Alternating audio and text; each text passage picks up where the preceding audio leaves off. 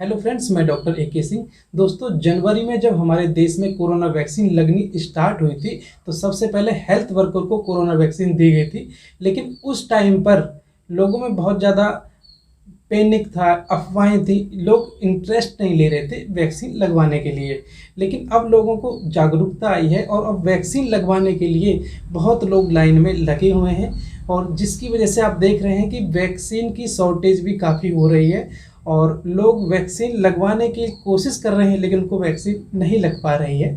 और लोगों में जब से डेल्टा वेरिएंट के बारे में जाना है और तीसरी लहर के बारे में जाना है कि ये संभावना है इनकी आने में, तो लोग और ज़्यादा जागरूक हुए हैं कि कोरोना वैक्सीन लगवा ली जाए। और इसमें एक बात और भी थी, क्योंकि डेल्टा वेरिएंट जो खतरनाक, जो प्राण घातक है, बहुत ज़्यादा वेरिएंट है, ये वेरिएंट उन लोगों को ज़्यादा संक्रमित कर रहा है जिन्होंने अभी तक कोरोना की वैक्सीन नहीं ली थी। तो एक कारण यह भी है कि अब लोग बहुत ज़्यादा वैक्सीनेशन को करवाने के लिए वैक्सीनेशन साइट पर आ रहे हैं।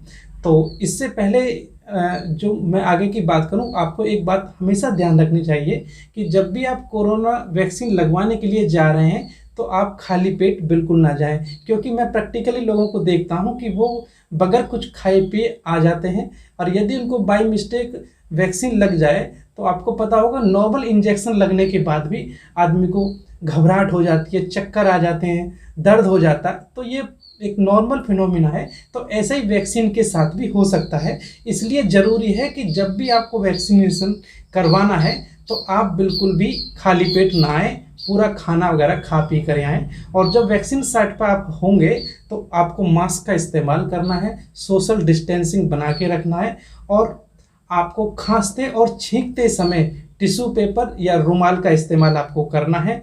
और अपने साथ में एक मोबाइल नंबर आपको लेना है और कोई भी फ़ोटो आईडी, अपना जो आईडी प्रूफ है उसको साथ में लेकर आना है। और अब बात करेंगे हम आपको वैक्सीन कब लगवानी है और कब नहीं लगवानी है। इसलिए प्लीज़ वीडियो पर अंत तक ज़रूर से बनी रहिएगा। और हमको वैक्सीन कब नहीं लगवानी है, यदि आपकी जो उम्र है वो 18 साल से कम है तो आपको वैक्सीन नहीं लगवानी है, क्योंकि ये जो वैक्सीन है 18+ लोगों को ये वैक्सीन लगाई जा रही है। यदि आपको खांसी है, जुखाम है, बुखार है, या फिर डायरिया है, या फ्लू जैसे कोई भी सिम्टम्स आपको आ रहे हैं तो आपको उस टाइम कोरोना की वैक्सीन नहीं लगवानी है।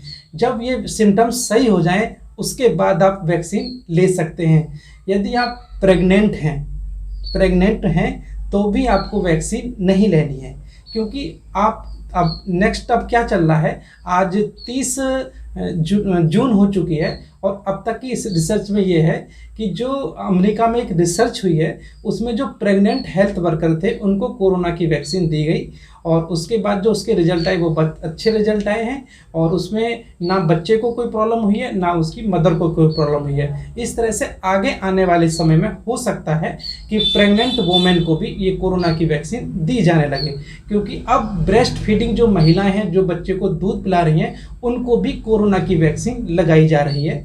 यदि आप कोविड-19 से संक्रमित हो चुके हैं और आप कोरोना पॉजिटिव रहे हैं तो 90 दिन बाद आपको कोरोना की वैक्सीन लेनी चाहिए, क्योंकि इस दौरान आपके शरीर के अंदर एंटीबॉडी बन गई हैं। और यदि आप इससे पहले कोरोना की वैक्सीन ले लेते हैं तो उसका कोई खास फायदा नहीं होगा, क्योंकि इम्यून रेस्पॉन्स जो एंटीबॉडी बनने का था वो नहीं आएगा। इसलिए बेहतर यही होगा कि आप 90 दिन बाद कोरोना की वैक्सीन लें। यदि आपका कोई ब्लड में कोई इन्फेक्शन है, आपकी जो प्लेटलेट काउंट है वो 10,000 से कम है, तब भी आपको कोरोना की वैक्सीन नहीं लेनी है।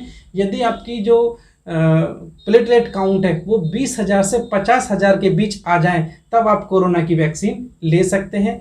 कुछ पेशेंट में क्या होता है कि उनको सल्फर ड्रग से या पेनिसिलिन से एलर्जिक रिएक्शन होती है, तो ऐसे मरीज भी कोरोना की वैक्सीन ले सकते हैं।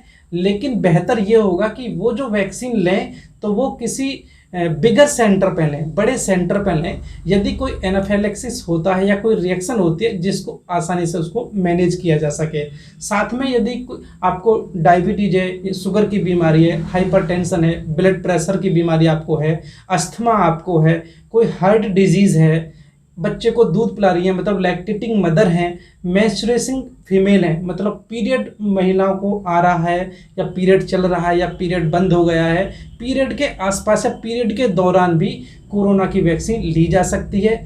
यदि आप कोई इम्यूनो कंप्रोमाइज्ड ड्रग्स खा रहे हैं, इम्यूनो सप्रेसेंट ड्रग्स खा रहे हैं, तो अब भी कोरोना की वैक्सीन आपको नहीं लेनी चाहिए।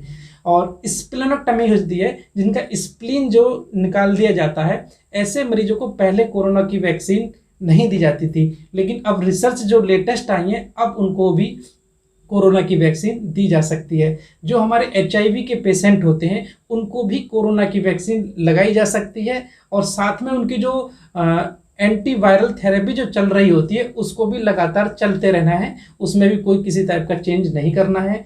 कैंसर के मरीज को वैक्सीन दी जा सकती है, और एक बीमारी होती है G6PD डेफिशिएंसी होती है, इसमें भी कोरोना की वैक्सीन दी जा सकती है। साथ में सोरियोसिस की बीमारी है, तब भी दी जा सकती है। SLE है, एंकोलाइजिंग स्पॉन्डिलाइटिस है, और सिकल सेल डिजीज है, इन बीमारियों में भी कोरोना की वैक्सीन दी जा सकती है। यदि आपको कोरोना पॉजिटिव आप हुए थे और आपने प्लाज्मा थेरेपी आपने ली है, तो इसके प्लाज्मा थेरेपी लेने के 90 दिन बाद भी आप कोरोना की वैक्सीन ले सकते हैं। अब आपको बात करते हैं एब्सोल्यूट कॉन्ट्रा इंडिकेशंस, कि आपको कोरोना की वैक्सीन बिल्कुल भी कब नहीं लेनी है। यदि आपने कोरोना की वैक्सीन के जो कंपोनेंट है, उस किसी कंपोनेंट से आपको कोई एलर्जिक रिएक्शन है, तब भी आपको कोरोना की वैक्सीन नहीं लेनी है। और वैक्सीन लेने के बाद यदि फर्स्ट डोज आपने ली है और कोई सीवियर रिएक्शन हुआ है, फिर आपको कोरोना की वैक्सीन बिल्कुल नहीं लेनी है। और फर्स्ट डोज लेने के बाद आपका कोई मेजर ब्लड क्लॉटिंग हुआ है या थ्रोम्बोसिस हुआ है, तब भी आपको कोरोना की वैक्सीन बिल्कुल नहीं लेनी है। और इस तरह से ये आपको हमेशा याद रखना चाहिए कि कोरोना वैक्सीन कब लेनी है और कब नहीं लेनी है। जब लोगों में कोरोना वैक्सीन लग जाती है तो हल्का फुल्का बुखार या कुछ छोटी मोटी दिक्कत आती है, तो उसमें बिल्कुल भी पैनिक होने की ज़रूरत नहीं है। और आप हमेशा पॉजिटिव अप्रोच रखिए कि हमको वैक्सीन लग गई है, अब हमको कुछ नहीं होगा, तो आपकी पॉजिटिव अप्रोच रहेगी, तो आपको बहुत अच्छा वैक्सीन का रेस्पॉन्स भी आएगी, अच्छी एंटीबॉडी आपकी बनेंगी, और आप कोरोना से काफ़ी हद तक बचे रहेंगे। इसलिए मेरी आप लोगों से यही राय है कि आप जल्द से जल्द अपना वैक्सीन कराएं, अपने परिवार वालों को कराएं जिनकी उम्र 18 साल से ऊपर है। अपने आप को और अपने परिवार को सेफ रखें, जिससे आप सेफ रहेंगे, समाज सेफ रहेगा और हमारा देश सेफ रहेगा। और आने वाली तीसरी कोरोना की जो लहर है, उससे हम काफ़ी हद तक बच सकते हैं। दोस्तों, जानकारी कैसी लगी प्लीज़ कमेंट बॉक्स में ज़रूर से बताइएगा, और आपको नेक्स्ट वीडियो किस टॉपिक पर चाहिए ये भी आप कमेंट करके मुझे बता सकते हैं। यदि आपने अभी तक मेरे YouTube चैनल को सब्सक्राइब नहीं किया है तो प्लीज़ चैनल को सब्सक्राइब करिए, साथ में बेल आइकन को दबाकर ऑल पर क्लिक करना बिल्कुल ना भूलें, जिससे मेरी आने वाली हर वीडियो सबसे पहले आपके पास पहुँच जाए। आपका वीडियो देखने के लिए बहुत बहुत धन्यवाद। मैं doctor AK Singh, thank you.